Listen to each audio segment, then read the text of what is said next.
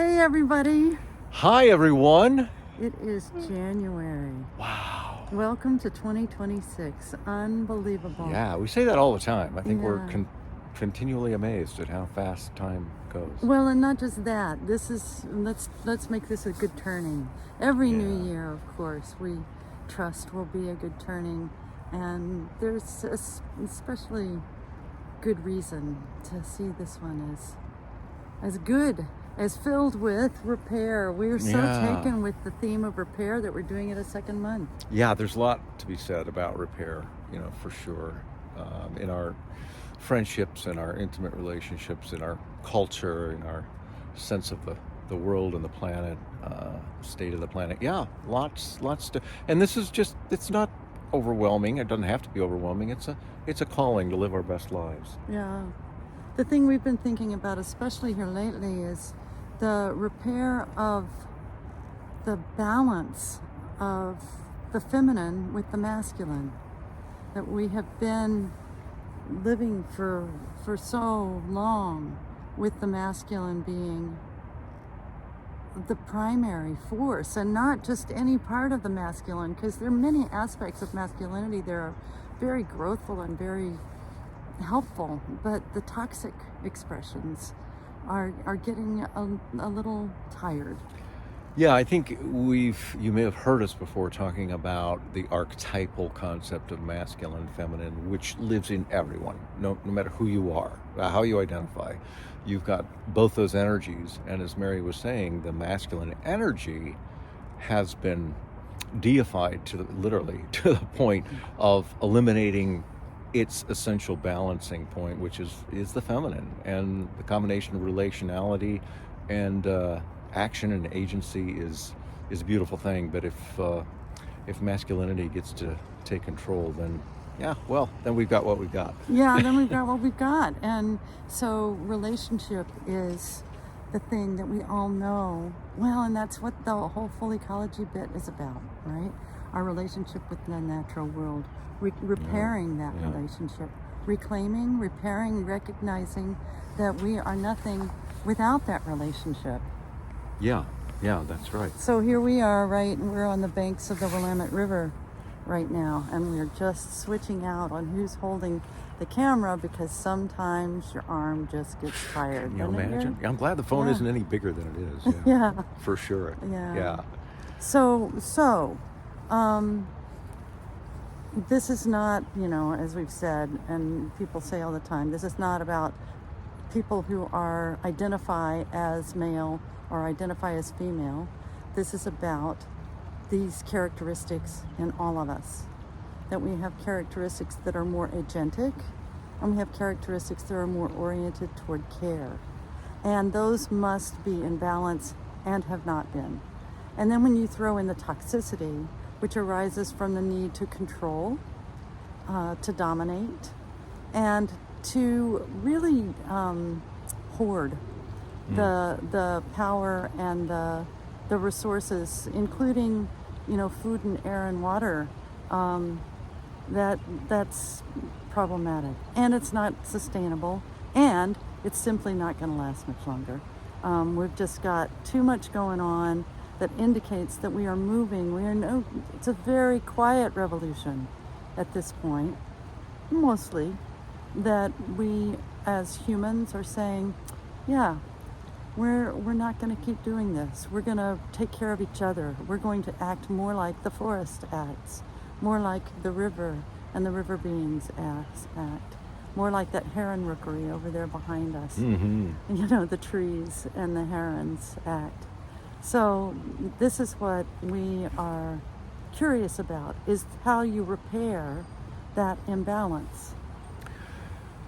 Yeah, the consequence of toxifying masculinity, not just to use the great qualities it has archetypically, but to eliminate, as we said, or all but eliminate the feminine and elevate masculine to an absurd level, leads to the kind of things we've talked about before, such as we believe that the highest ideal, at least this is often true in America, has been to be a rugged individual. And that level of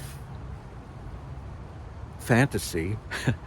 And I say fantasy because there is no, as you've probably heard us say, there's no rugged individual anywhere on planet Earth, probably not anywhere in the universe, to be honest. I'm quite sure of that. But on planet Earth, I would challenge, we should put a reward out. Anybody shows us a rugged individual, we'll pay a handsome reward. Yeah, someone who's never had anything to do with anything other than themselves, including soil or air. Yeah. And the whole idea, literally, think about pulling yourselves up by your bootstraps. Can't be done. Can't be done. You need some help. With that. And so some humility, I think, among those who are used to looking mostly as the masculine to save the world and move forward. Some humility and right sizing so that we can welcome back into one of the primary characteristics of the feminine, which is relationality. Which is, yes, I'm here to be the best expression of this individual I can be. And there's nobody else like me, nobody else like Mary, nobody else like you. But expression of that lovely potential is absolutely dependent on the community as well. And so the community grows strong as the individual grows strong, and vice versa. The community grows strong, individual, the community. And so it's not saying, oh yeah, you should just not pay attention to your individual needs at all. It's to realize perhaps that you're in a community. Right. And nothing functions if we all don't function together. Look at this. Douglas fir. We are standing underneath the Douglas fir because it's raining a little bit. And we don't want there to get raindrops on the camera lens. And so we are totally in community here. That's the Willamette River at flood stage. Really, really high from all of the rain that atmospheric rivers have been, no joke, bringing to this area here. We're also standing here on the winter solstice in the northern hemisphere, which is a very short day in terms of daylight, but is also part of the complete relationality, the complete kinship, the complete interdependence of all being. You know, we are unity. We are unity in diverse expression, and this is going to become far more liberating to us than harmful. Look how liberating it is to the Douglas fir. I mean, it's flawless in its expression, and yet it is in relationship with everything around it. It's interesting you talk about the Douglas fir. You know, think of the difference in a life or the experience of life if we say, oh, it's raining, we're going to take shelter under that tree. We need shelter, we're going to take it from this tree. As opposed to, oh, we're raining, this tree can offer us shelter. This tree gives us shelter. Yeah. You know, instead of us simply looking what's out in nature to fulfill our individual needs, to see nature as this kinship of beings that really without which we wouldn't be here at all. Yeah. You know, it's a miracle the level of support we get from planet Earth. I mean, it's just fantastic. And so in our experience and in our suggestion, we'd love to hear more about what you think, but really this rebalancing of the masculine and feminine comes in significant part from admitting to ourselves that we are in relationship. Because, you know, really, in the end, there's no such thing as gender. There's no such thing. We didn't make it up. It's a construct. There are differences in expressions of physical bodies. But if you lined people up naked, you know, you got, 1,000 people and lined them up, you would have more similarity than difference. It wouldn't be as striking as you might think. But we make it up because we like to classify stuff. We do. And we like to hold stuff still. Yeah. And we like to try to control things. Well, there's no such thing. And if anything, what quantum physics and cosmology are showing us is how we go about this repair. Remember who it is that you really are. Remember where it is that you really came from. Remember that you are in complete interdependence with the entire natural world. Remember that. And repair comes from remembering that within, so that it never occurs to us to act other than in complete concert with everybody and everything. It may be as simple as that, what Mary just said. The first step in healing the imbalance between the masculine and feminine is just simply to acknowledge that we're in relationship, that you're in relationship. Doesn't mean you have to discount your brilliance, your talents, your good looks, any of that, but you're in relationship. You are. And that alone, that's really what has been missing. It's hard when you know you're in relationship to, maybe it's a little harder anyway, to abuse or take advantage of that which you're in relationship with, whether it's humans or whether it's the natural world. Transactional instead of transformational. Yeah, right. And yeah, transactional, that's an important orientation too. What can I get out of something instead of, what can I exchange? I mean, nature, as Neil Evernden has said, is really just about a rhythm of exchanges. That's what life is, a rhythm of exchanges. And we're part of that rhythm. Yeah, and the exchange results in small changes in everybody around. So the mycorrhiza, connecting these trees, are exchanging with the trees.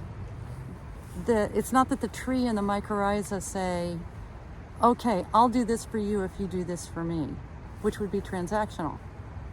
It's more that each of them participates in the viability and the transformation of the other. And that is the way the entire cosmos works. Yeah, and as Mary has pointed out, especially many times, when a tree is an elder, maybe about to die, that tree, that grandmother, will pretty much do a goodie dump, if you will, into that network so that other young trees that need more carbon, that need to express certain genetic abilities to repel invaders, pests, insects, that all is sort of a last great act of generativity and generosity from the elder. It's not like, hey, I'm the best, I'm the biggest, and don't touch me, I want to be on this pedestal. It's no. I mean, it's not that that the tree is thinking this, but it's really wonderful to look at the forest if we want to learn more about how to be in relationship. Great trees, great individuals, great individual animals, individual birds, all connected. Well, and the story of the grandmother tree, that's reparative, not to the grandmother, but to everybody else. So in this process of reparation in which we're all involved, we are in the position to listen, to remember our relationship, to remember our right size, to listen to the natural world because it's showing us our way back home, and then to listen to the world, the galaxy and the universe beyond us, also showing us our way back. The trip's quick. We can get there. We can be of help and of repair, which really means, climate repair, climate restoration. That's what we're after. And that's what we can do by really concentrating too on how we repair ourselves within ourselves, which then reflects directly out on how we are with each other interpersonally, so our social ecologies, and then how we are, of course, with the whole rest of the natural world. Yeah, it's an interesting way to start a month is to ask, what is it that I care about that really could use some repair? It's a great way to start a year. Yeah, exactly. Is it some wound in me that really needs some attention? Is the planet suffering in a way that I can help plant trees, I can do community gardens, I can all of that. You know, what is it that you think most needs repair? And then the question is, what can you do, whatever that looks like, to support it? Yeah. Hold good thoughts. Hold good thoughts about the way you know that the earth can be. And the earth mostly shows us what it can be. Yeah. Hold good thoughts. It's so, we said this last time when we talked about repair, but that repair is just a really big part of life. a lot of evolution in humans and the natural world in general has devoted energy that gets taken away from other things, such as reproductive success and stuff, to be able to repair efficiently. That's a priority. So it's a wonderful thing to contemplate, and an opportunity for us to realize that relationship we were talking about earlier. So we're into this new year, and we are ready. It's go time. We can do this. We are ready to be in the love and kindness that we know is possible. Just be in it. Be in it. Every day. Just be in it. And if it feels difficult, bow down to those parts of yourself that are still wounded and still hurting, and be of support to them and bring them online to come into this enacting of love and kindness in concert with the whole natural world. If you want to talk more about repair and the masculine and feminine repair specifically, but we'll see where we go, 13th of January is the second Tuesday, and we will be on Deep Dive. We'll send all that information as a part of this newsletter. But if you don't get this newsletter and just see the video, please contact us at www.fullecology.com is the website. You can communicate with us, or connect@fullecology.com is the email address. Yeah, and we love hearing from you. Yeah. Also, don't forget, June and early July, incredible options, fabulous options for retreat time out at the J. Barrell Ranch. Please be in touch with us. Please take a look at the descriptions on the website, on the newsletter. Get excited and come join us. We can't wait to be with you there. It's always so gratifying, so wonderful, beyond words. This is a super challenging time for a lot of you, would probably agree with that, for many reasons. And the good news about that is sometimes when the storm gets big enough is when we really have to put down our childish things and really rise with each other, supporting each other to to find a better way. And I think things are so dysfunctional that new birth out of this chaos is really a strong possibility. So let's live as if it was, because it is. So we'd love for you to join us on the deep dive all through the year. It's going to be a very exciting year. Yes, and on the retreats. And on the retreats. Yeah. Oh, yeah. For some absolutely. really brilliant time, and concentrated Beautiful. and focused. Yeah. Good. Give yourself the treat. Give yourself the All gift. right. All right. From Welcome a to rainy 2026. day along the Willamette River. The swollen Willamette River. Oh my gosh, there's so much water in that Wow. river. It's Wow, amazing. wow. Yeah. Okay. All right. See you next month. Bye, everyone. Bye for now.